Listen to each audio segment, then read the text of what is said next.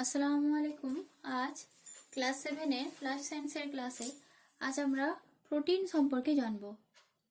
প্রোটিনও একটা দেহ পরিপোষক খাদ্য উপাদান।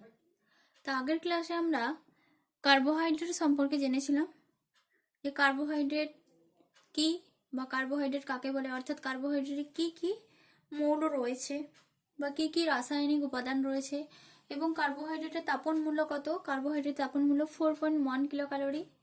তারপরে কি জেনেছি যে কার্বোহাইড্রেটকে অর্থাৎ কার্বোহাইড্রেটের সরল অণুর নাম কি। কার্বোহাইড্রেটের সরল অণুর উপস্থিতির ভিত্তিতে অর্থাৎ শর্করার উপস্থিতির ভিত্তিতে কার্বোহাইড্রেটকে কয় ভাগে ভাগ করা হয়? 3 ভাগে ভাগ করা হয়েছিল। একটা একক শর্করা, একটা দ্বি শর্করা আর একটা হচ্ছে বহু শর্করা।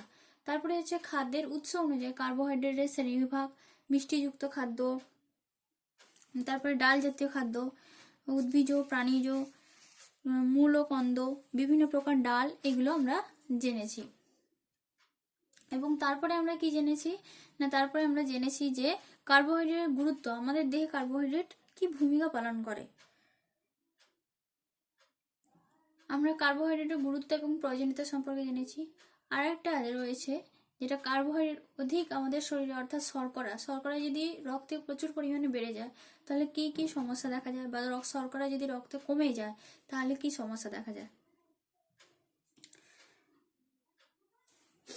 সুস্থ স্বাভাবিক মানুষের দেহকোষে যে গ্লুকোজ থাকে অর্থাৎ কার্বোহাইড্রেট সরল অণু হচ্ছে কি গ্লুকোজ। সেই গ্লুকোজ কি করে, গ্লুকোজ থেকে আমরা শক্তি পাই, কারণ আমরা অধিকাংশ শক্তি কিন্তু কার্বোহাইড্রেট থেকে পাই। আমরা সারাদিনের খাবারের সব থেকে বেশি পরিমাণ খাবার যেটা গ্রহণ করি সেটা হচ্ছে কার্বোহাইড্রেট জাতীয় খাবার।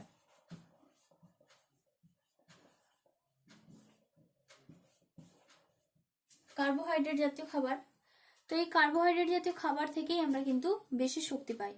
ওই জন্য একে জ্বালানি খাদ্যও বলে। ওই জন্য কার্বোহাইড্রেটকে কি বলা হয় না, জ্বালানি খাদ্য। এখান থেকে আমরা অনেক প্রচুর পরিমাণে শক্তি পাই। কার্বোহাইড্রেটকে জ্বালানি খাদ্যও বলে। আমরা কার্বোহাইড্রেট জারিত অর্থাৎ গ্লুকোজ থেকে শক্তি তৈরি হয়, অর্থাৎ গ্লুকোজ জারিত হয়ে শক্তি উৎপন্ন হয় এবং দেহে অধিক যে আমরা সব থেকে বেশি পরিমাণে শক্তি আমরা এই কার্বোহাইড্রেট থেকে পাই।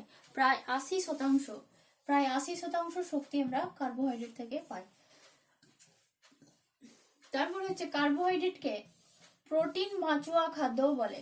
কার্বোহাইড্রেটকে প্রোটিন বাঁচোয়া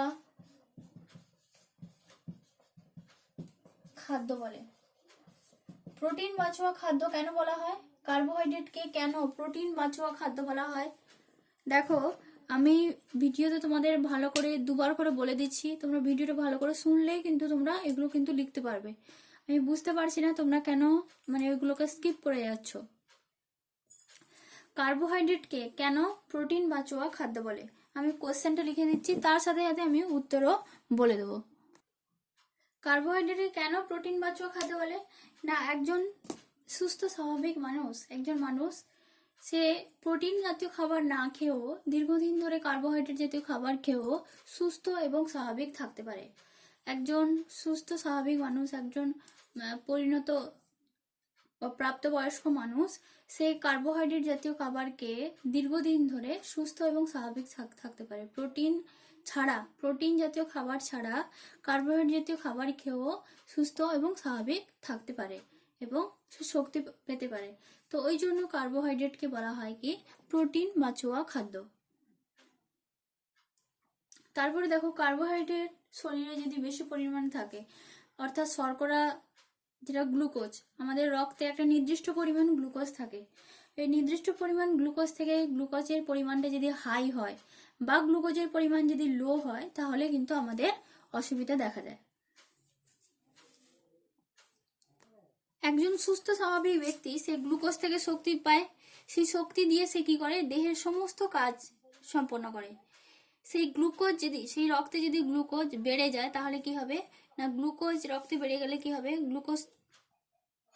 তখন রক্তের মাধ্যমে গ্লুকোজ ঘুরতে থাকে এবং কি হয় না, গ্লুকোজ যদি শরীরে বেড়ে যায় তাহলে দেহে নানা রকম সমস্যা দেখা দেয়, অর্থাৎ হৃৎপিণ্ড, তারপরে বৃক্ক, চোখ, এগুলো সমস্যা দেখা দেয় এবং কি হয় না, গ্লুকোজ আবার নতুন করে কিন্তু শরীরে ঢুকতে পারে না।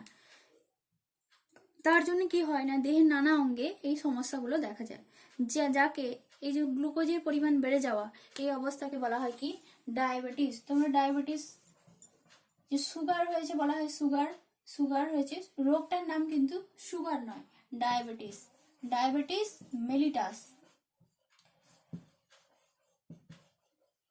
রক্তে যদি গ্লুকোজের মাত্রা বেড়ে যায় তাহলে কি হবে না, দেহের নানা রকম অসুবিধা দেখা দেবে, চোখ, বৃক্ষ, কিডনি, অর্থাৎ চোখ, বৃক্ষ, হৃৎপিণ্ড, এগুলো সমস্যা দেখা দেয়। এবং এই অবস্থাকে বলা হয় কি মধুমেহ, বাংলাতে বলা হয় কি মধুমেহ বা ডায়াবেটিস মেলিটাস। রোগটার নাম হচ্ছে মধুমেহ বা ডায়াবেটিস মেলিটাস। তো রক্তে যদি অধিক গ্লুকোজ পরিমাণ বেড়ে যায় তাহলে কি হবে না, এই গ্লুকোজ যতক্ষণ না মূত্রের মাধ্যমে এই গ্লুকোজ বেরিয়ে যাচ্ছে ততক্ষণ পর্যন্ত কিন্তু নতুন গ্লুকোজ কিন্তু কি হয় প্রবেশ করতে পারে না, অর্থাৎ আর গ্লুকোজ কিন্তু প্রবেশ করতে পারে না। আর কি হয় না, এই মানে যাদেরকে মধুমেহ বা ডায়াবেটিস হয় তাদের কি হয় না, তারা বিভিন্ন ধরনের সমস্যায় ভোগেন, দৈহিক সমস্যা, এবং তার সাথে সাথে কি হয় না, তাদের সঠিক খাদ্যাভ্যাস যদি না মেনে চলা হয় তাহলে তারা আরো তাড়াতাড়ি অসুস্থ হয়ে পড়বেন। তো এই সমস্যাগুলো দেখা যায়। আরো কি হয়, শিশুদের কিন্তু দেখা যায়, বয়স্ক ব্যক্তি ছাড়াও শিশুদের দেখা যায়, কোনো কোনো শিশু বা বয়স্ক ব্যক্তি দুধ বা দুগ্ধ জাতীয় খাবার কিন্তু খাওয়ার পর নানা সমস্যায় ভোগে। কারণ ল্যাকটোজ জাতীয় শর্করা এটা কিন্তু সহজে হজম হয় না। এই ল্যাকটোজ জাতীয় শর্করা হজমকারী যে উৎসেচক ল্যাকটেজ,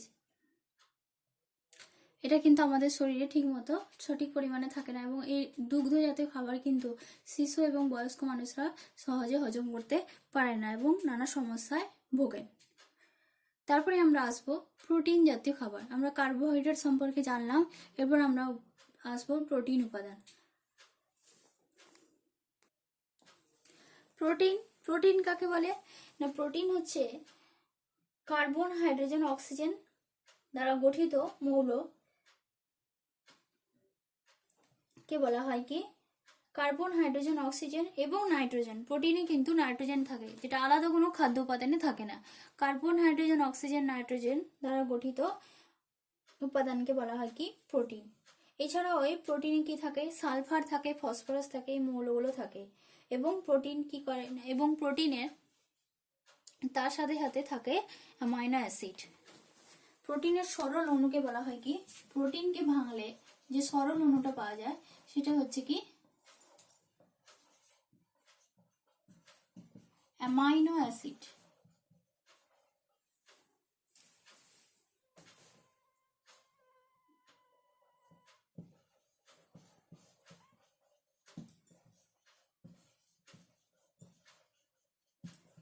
অ্যামাইনো অ্যাসিড,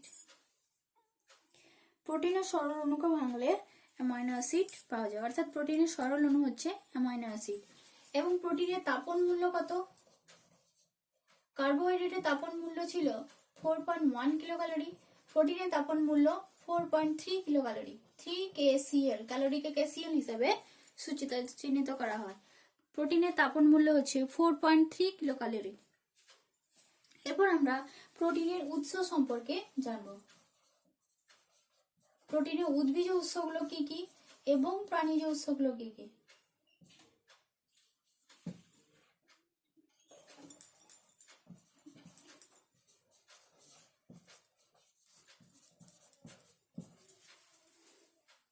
উদ্ভিজ উৎস কি না, বেশিরভাগ প্রোটিনের খাদ্য উৎস প্রাণীজ উৎস, তবে উদ্ভিজ উৎসতেও দেখা যায়, যেমন ডাল, সয়াবিন, বাঁধাকপি, এগুলোতে প্রোটিন বেশি থাকে, তবে ফার্স্ট ক্লাস প্রোটিন থাকে না, প্রথম শ্রেণীর প্রোটিন থাকে না, দ্বিতীয় শ্রেণীর সেকেন্ড ক্লাস প্রোটিন থাকে। ডাল, সয়াবিন এগুলো হচ্ছে প্রোটিন জাতীয় খাবার। বাঁধাকপি। প্রাণীজ উৎসগুলো কি কি না, প্রাণীজ উৎসে ডিম, মাছ, মাংস, ছানা এগুলো হচ্ছে প্রাণীজ উৎস।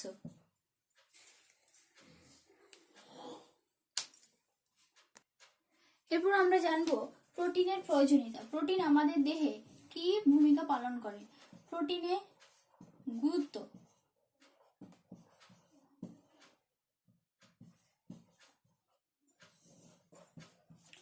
প্রোটিন হচ্ছে দেহ পরিপোষক খাদ্য, তার মানে কি হবে না শক্তি উৎপাদনে সাহায্য করে। আর কি না প্রোটিন আমাদের দেহে, প্রোটিন কিন্তু বেশি পরিমাণে দরকার আমাদের দেহ গঠনের কাজে, দেহ গঠন ক্ষয়পূরণ বৃদ্ধির জন্য মূল উপাদান হচ্ছে প্রোটিন। দেহ গঠন ক্ষয়পূরণ বৃদ্ধি এগুলোর জন্য কিন্তু প্রোটিন দরকার হয়। দেহের অস্থি, তরুণাস্থি, লিগামেন্ট, টেন্ডন, তারপরে যে পর্দা, তারপর পশু পাখির নখ, পালক, শিং এগুলো গঠনের জন্য এবং ক্ষয়পূরণের জন্য প্রোটিন দরকার, প্রোটিনের ভূমিকা পালন করে। 2 নম্বর কি না 2 নম্বর হচ্ছে হরমোন ও উৎসেচক উৎপাদনে।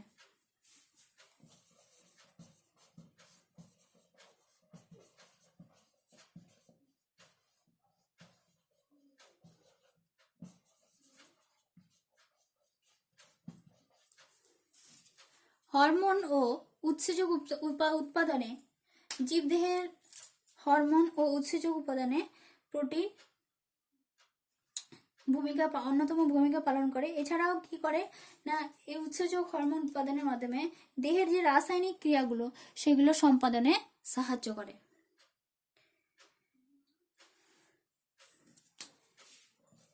তারপর হচ্ছে হরমোন ও উৎসেচক সংশ্লেষণে। হরমোন ও উৎসেচক সংশ্লেষণে জীবদেহে উৎসেচক এবং হরমোন, রাসায়নিক দুধ হরমোন উৎসেচক সংশ্লেষণে প্রোটিন প্রধান ভূমিকা পালন করে। এছাড়া যা দেহের বিভিন্ন রাসায়নিক ক্রিয়া সেটা সুষ্ঠুভাবে সম্পন্ন হয়, ফলে আমাদের জীবদেহ কি হয় না সুস্থ স্বাভাবিক থাকে। অর্থাৎ সুস্থ স্বাভাবিক রাখার জন্য প্রোটিন গুরুত্বপূর্ণ ভূমিকা পালন করে।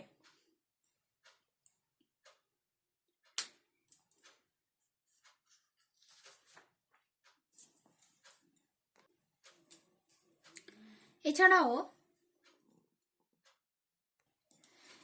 প্রোটোপ্লাজম গঠনে কোষ পর্দা অর্থাৎ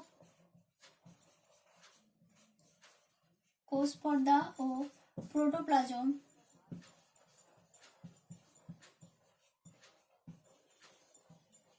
গঠনে প্রধান ভূমিকা পালন করে। এছাড়াও যে পর্দাবৃত যে কোষ পর্দাবৃত যে কোষীয় অঙ্গাণুগুলো সেই কোষীয় অঙ্গাণুগুলো গঠনেও সাহায্য করে। এছাড়া কি করে আমাদের দেহে যে রক্তে যে শ্বাসরঞ্জক আছে হিমোগ্লোবিন, আমাদের রক্ত লাল হিমোগ্লোবিনের জন্য হিমোগ্লোবিন নামক শ্বাসরঞ্জক আছে, ওটাও কিন্তু প্রোটিন দিয়ে তৈরি। শ্বাসরঞ্জক হিমোগ্লোবিন এবং চিংড়িদের রক্ত সবুজ, তাদের সেখানে থাকে ওদের রক্তে থাকে হিমোসায়ানিন, হিমোগ্লোবিন ও হিমোসায়ানিন গঠনেও সাহায্য করে। হিমোগ্লোবিন ও হিমোসায়ানিন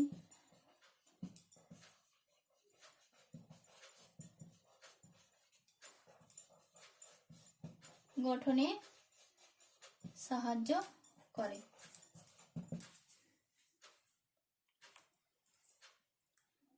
এছাড়া ক্রোমোজোম গঠনে, রক্ততঞ্চন উপাদান গঠনে এবং কি করে প্রোটিন আমাদের দেহে অ্যান্টিবডি তৈরি করে। আমাদের দেহে যে অ্যান্টিবডি অর্থাৎ রোগ প্রতিরোধ করার জন্য যে যেটা তৈরি হয় অ্যান্টিবডি, সেটাও কিন্তু প্রোটিন দিয়ে তৈরি, সেটাও এক ধরনের প্রোটিন।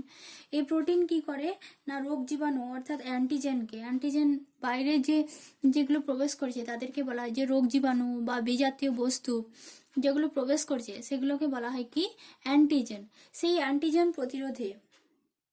প্রতিরোধ করে অর্থাৎ বাইরের জীবাণুকে নষ্ট করে দেহকে সুস্থ এবং স্বাভাবিক রাখে।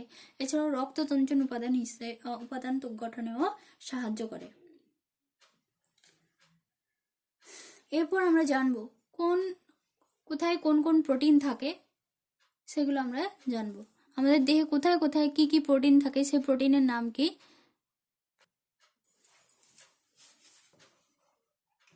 কোন প্রোটিন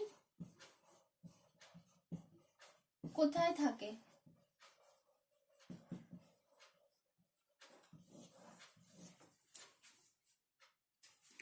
যেমন কেরাটিন। কেরাটিন প্রোটিন কোথায় থাকে না নখ ও চুলে, নখ এবং চুলে কেরাটিন থাকে।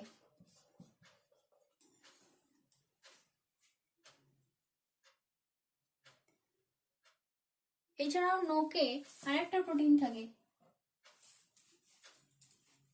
স্ক্লেরোপ্রোটিন।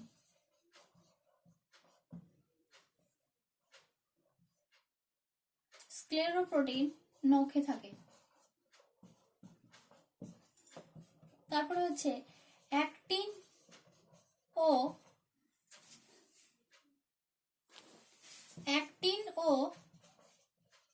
মায়োসিন।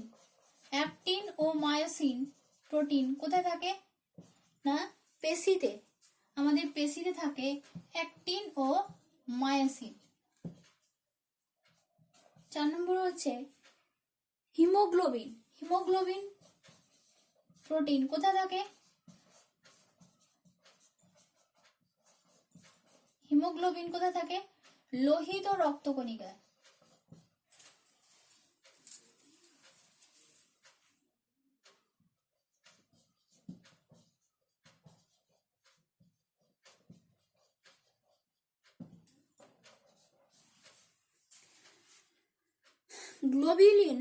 গ্লোবিউলিন ও ফাইব্রিনোজেন। গ্লোবিউলিন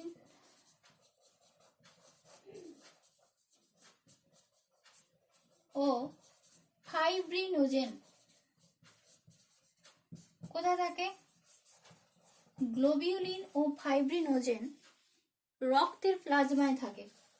গ্লোবিউলিন ও ফাইব্রিনোজেন রক্তের প্লাজমায় থাকে। কেরাটিন নখ ও চুলে। স্ক্লেরোপ্রোটিন নখে থাকে। অ্যাক্টিন ও মায়োসিন পেশিতে থাকে। হিমোগ্লোবিন লোহিত রক্তকণিকায় থাকে। গ্লোবিউলিন ও ফাইব্রিনোজেন থাকে রক্তের প্লাজমায়।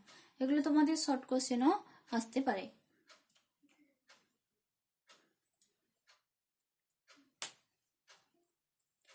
এছাড়াও ডিমেও গ্লোবিউলিন অ্যালবুমিন ও গ্লোবিউলিন প্রোটিন থাকে। ডিমের কুসুমে থাকে অ্যালবুমিন প্রোটিন। এবং সাদা অংশে এভিডিন ও বায়োটিন প্রোটিন থাকে। গ্লোবিউলিন এবং অ্যালবুমিন ডিমের কুসুমে থাকে। এভিডিন ও বায়োটিন প্রোটিন কোথায় থাকে না সাদা অংশে, ডিমের সাদা অংশে এভিডিন ও বায়োটিন প্রোটিন থাকে। আর কি না এভিডিন ও বায়োটিন দুটোর অ্যান্টিভিটামিন, একটা অন্যের অ্যান্টিভিটামিন।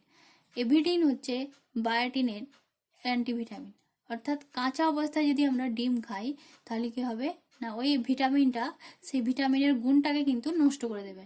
ওই জন্য সেদ্ধ ডিম খাওয়া দরকার, হালকা হাফ বয়েল করে খাওয়া দরকার। যখনই আমরা ওটা তাপে দেবো ওই যে অ্যান্টিভিটামিন যেটা বা এভিডিনটা সেটা কি হবে নষ্ট হয়ে যাবে। তারপরে হচ্ছে কোলাজেন প্রোটিন। কোলাজেন কোথায় থাকে না কোলাজেন হচ্ছে অস্থি টেন্ডন লিগামেন্ট এগুলোতে থাকে। অস্থি টেন্ডন লিগামেন্ট এগুলোতে প্রোটিন থাকে।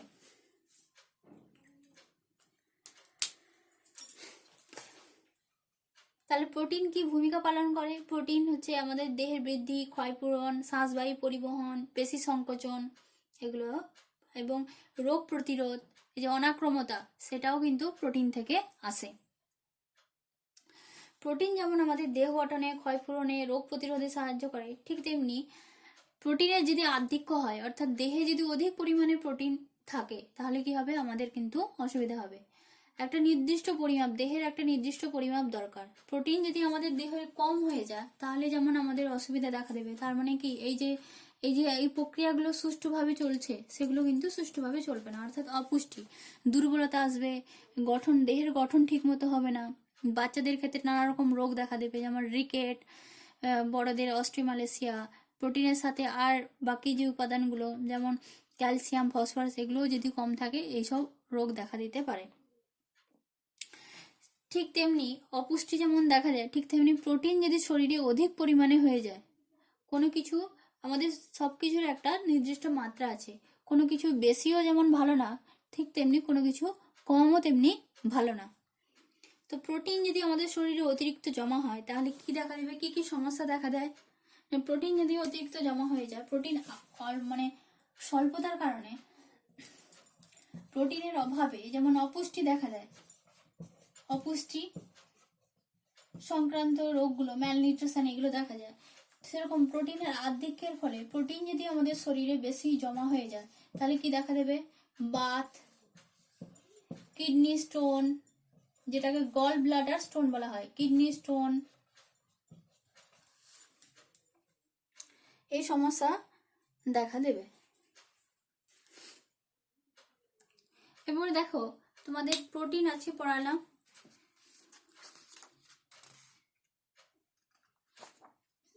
তো প্রোটিনে যে প্রশ্নগুলো, সেই প্রশ্নগুলো আমি আরেকবার বলে দিচ্ছি। এগুলো নোটের কার্বোহাইড্রেট যেমন বললাম যে তোমরা নোটের আকারে লিখবে, যেগুলো যেমন যেমন হয়ে পড়ালাম সেরকম লিখবে। তার সাথে সাথে আমি প্রশ্নগুলোও বলে দিচ্ছি, সেই প্রশ্নগুলো লেখো বা এই প্রশ্নগুলো লিখে নাও। প্রশ্নগুলো সহ উত্তর করে নাও। উত্তর করার সময় যদি তোমার অসুবিধা হয় অবশ্যই আমাকে জিজ্ঞাসা করবে।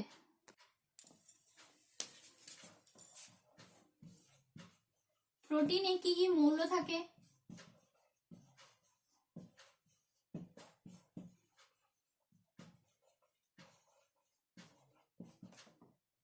2 নম্বর, প্রোটিনের সরল অণুর নাম কি?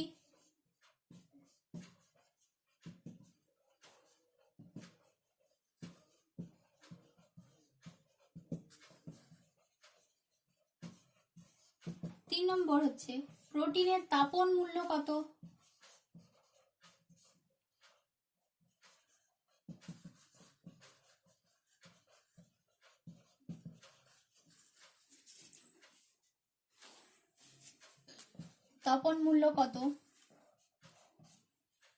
4 নম্বর হচ্ছে প্রোটিনের উদ্ভিজ ও প্রাণীজ উৎসগুলির নাম লেখো।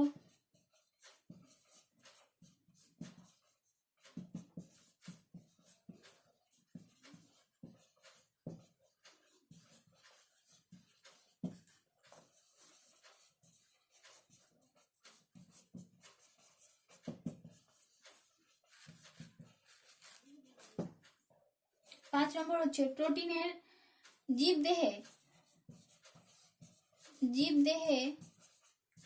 প্রোটিনের গুরুত্ব লেখো।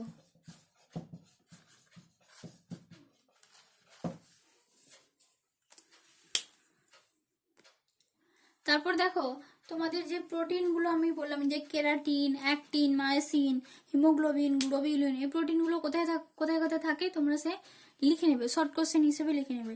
তারপরে প্রোটিনের অভাবে ও প্রোটিনের আধিক্যে কি অসুবিধা দেখা দেয়? প্রোটিনের অভাবে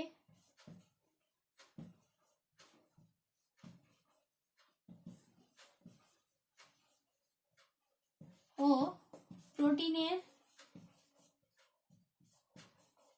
আধিক্যে কি অসুবিধা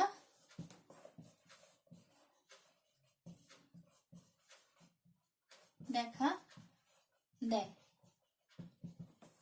এই কোশ্চেনগুলো তোমরা উত্তর করবে এবং তার সাথে সাথে এটা পড়বে। এই কোশ্চেনের উত্তর কিন্তু সমস্ত কিছু আমি বলে দিয়েছি, তাও যদি কারোর অসুবিধা হয় অবশ্যই জিজ্ঞাসা করবে এবং অবশ্যই আমাকে টাস্ক দিলাম, অবশ্যই আমাকে 2 দিনের মধ্যে কিন্তু তোমাকে লিখে দিতে হবে। প্রত্যেকেই খাতা দেবে, 2-1 খাতা পাঠায় কিন্তু সবাই খাতা পাঠায় না, প্রত্যেকেই তোমরা খাতা দেবে।